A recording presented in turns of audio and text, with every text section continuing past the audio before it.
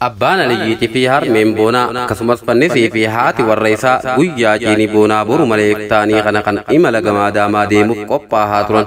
Keessaafuu harmeen boonaa eega boonaan faan gamaa daamaa deebi'an gammachuu ilma ishii kan hangafaa haala kamiin irratti argamu akka qabduu fi maal godhuu fi akka qabdu yaadaa gaafachaa turtuuf cidha magaalaa keessaafuu haza manaa kana beekullee baatu hanga tokko qophoottee jirti. Tumaa jaanii nyaata aruuftonni magaalaa guddollee ta'uu baatu magaalaa xixiqqoo akka magaalaa isaanii san keessatti mana warra intalarraa gama mana warra aruuftichaa haawwaniin geeffamu tokko akka jiru iyyaafattee akkamitti tumaan akka hojjetamu namoota hanga tokko kan baadiyyaa isaanii sanirraa gama magaalaa sanii ol galan gaafata.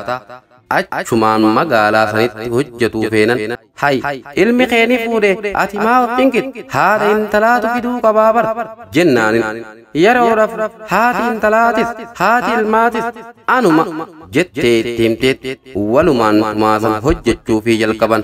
Tumaan garbuu tumamee hoggaa xaliilfame booda akaahamee caccabsamee akka daakuu ta'uun baddin malee hoggaa caccabsamu xixiqqeeffamee warri gariin deemaan sirritti walitti laaqanii dhadhaabassaa masoolbaa fi qimama tokko tokkoon sirritti beeyfame urgaan isaa nama du'eetu hin galleef malee hajiru dhiisii kadu'eehu urgaan lafa keessaa ol bahu kan irra bubuusanii daranuu walitti laaqanii inumaa qorii keessatti walitti laaqan tana keessaa sagalee uumet shaqja amma dubbiin toltee fal'aana sibiilatiin nyaatan malee duratti fal'aana mukaa hashuummoo oowwituun hoggaa nyaatanuu afaan naman gumne kanaan hoggaa yeruma takka afaan kaayat namni nyaata dudda duniyaa kanarra jira hin jiru.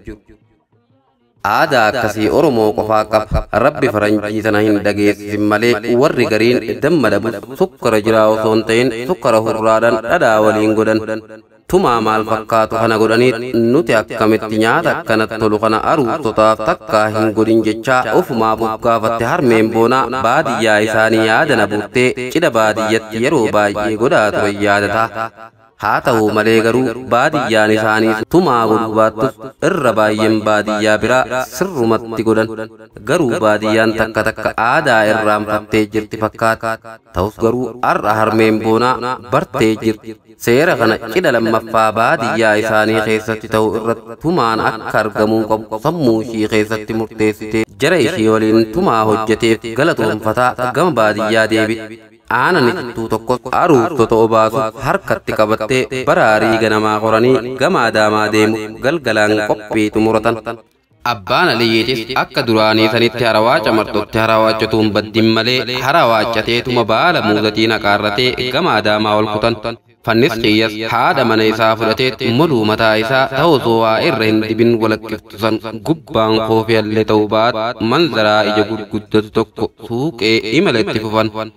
Abbaa Aliyyii kaammaa wajji yeroo sadaffaa adaamatti deemu malee harmeen boonatilleen guyyuma niqaa boonaa san qofa gama adaamaa dhufe. Fannisis dhihoo gaafa dura USA irraa galu keessa dabre malee adaaman tanaasanii irraan hin osoo dirree atoobisoon irratti dhaabbatu hin gahin akka adaamaa seenan hubannaan abbaan Aliyyii boonaaf haadhaaf bilbiluu yaadus bilbilli fannis qabu eega fannis baadiyyaa galee fuudhe takkaa chaarjara irra kaamee hin beeku.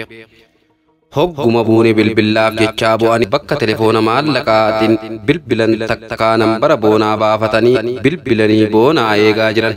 Abbaan Aliyyii hurgufaa atoobisootu xiqqoo laaffise malee atoobisoo keessatti lulluuqqachaa dhufe waan ta'eef zaraaraa mana wayii tokko jala taa'ee ija babaasa. Ijoolleen lamaan takka fannis qabdee haasa'aan biizii godhaa jira. Abbaan Aliyyiitis taa'etuma achi daawwata. Harmee boonaatii fi haati warra fannisis waliin bakka meeshaan isaanii jirtu takka dhadhaabba namuma ol yaa'uu fi gayyaa'u kana keessa boonaa ijaan barbaaduu malee fannis argaa hin jiran. Ijoolleen fannis jaboo itti mammaramte.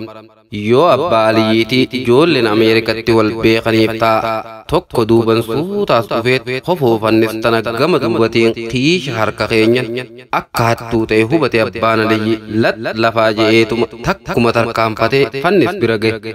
Mucaa kiisha harka kaayesan harka isaa osoo akaafu akka waan hadiida baaburri irra dabutti jajjabaatu saniin habala ajaa'ibaa tokko irraa qalawwisnaan mucaan waale tafannis kasuuta luqqise lafatti gatee xiqqoo achi fiigus kabala abbaa aliyyii sanirraa hafuu dadhabee dachiin zoorteenii lafade ijoolleen fannis biizii godhaa turtes dubbiin jajjabduudhaa garraan ori'aa kutan amma bakka jiruuf arge fannis dhama'a anuma kabaadiyyaa kana sirra wayyaadha fuudhi waale taqee lafa jennaanin hay jechaa daddafee kiishaddeeffataa akkuma xiqqoo dhaabbataniin boonanis dhufee isaanirra salaamataa fuudhee gama manaa kutanii baay'ee waliin boo'araa koflaa taphataa yeroon deddeemti kutaa ciisicha abbaa aliyyiitii fi fannis garsiise taarmee isaatii fi haadha warra fannisis kophatti garsiise isaa fi kashtiinis yaadan baay'ee fagaatanis waliin koflaa hawwiin guyyaa boruu kana eeggataa jiran boonaa fi kashtiin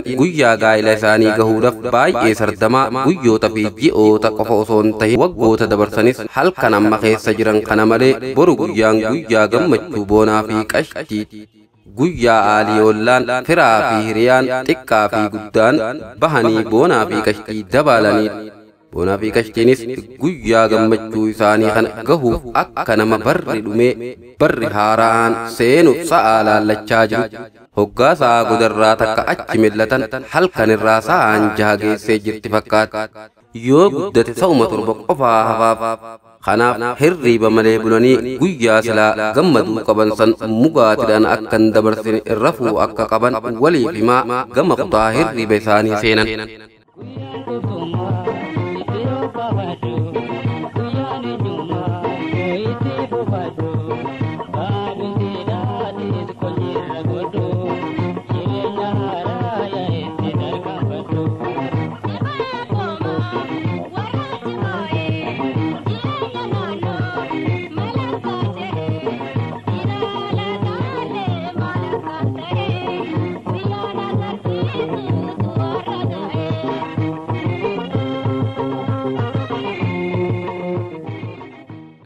bari eega namarraa sa'aan takka geesse ijoollota milisee kan afeerrataniif bilbilaa yaammatanii fatara qashtiin goote walumaan nyaatanii mucaa saahiba isaa tokkotti qulfii makiinaa isaanii kennee guyyaa guutuu abbaa aliyyii faa bakka isaan dhaqan hunda isaan jalaan akka deemutti hima qashtii fi boonanis baay'ee qophaahaa milisoota isaanii 8 qopheessaa jira abbaan aliyyiitis taajjabbii itti fufe sharaan as keessatti maaliif hin dhaabbatin jecha maali namni hanganumaa kan aruuza godhu jecha ofiin hasaasa booda hoggaa sa'aan 4 achi garagaltee sa'aan 5 as garagal boona jee sagalee ol baasee abbaan aliyyii boonanis suufa uffataa jiru ufirratti sirreessa gabbahee abbaa aliyyii dubbise hay maali akkam akkami aruusni arraa mi'ooqiyya jennaan arraa bar hoteelaa nyaannaa abshiir namuu achuma dhufanii yeroo laakanarraa eegalanii hamma galgalatti achumaa shubbisaa oolla humaa hin yaadin jecha abbaa aliyyitti haasee meenuma eeynagaa jecha osoo ciduma warra magaalaa kana ha akkam akka ta'e ofumaa of gaafataa taa'utti makiina lafa tana irra dheeraatu dhufee boonaafaa fuudhuuf deemte maali makiinan akkana jecha osoo inni hulaa dura taa'ee makiinicha daawwataa taa'u osoo laaqanni hin geenye bakka bashannanaa tana aruustonni dhaqanii suuraalee itti kaan dhaquuf ijoolleen daa'imaa lamaan takka aruustota dura manaa gabbaate waan akka safiitii xiqqoo takka keessaa ilillii takka lafa buusaa of duuba suuta deeman ajab ja'a abbaan aliyyi yoom takka aruuza haala kanaan dabaalamu argee beekaree daranuu ajaa'ibsiifatu itti fufe fannis suufa itti tuqee tottolfatee abbaa aliyyiitti achi dhaabbate namoonni bakka bashannanaa tana aruustota waliin deemanis hangi konkolaataa fudhatanii dhufanii jiran shamarran ollaa boonaatii fi aayyonni hangi tokkos aruustota waliin bahanii bakka bashannanaa san deemu baatanis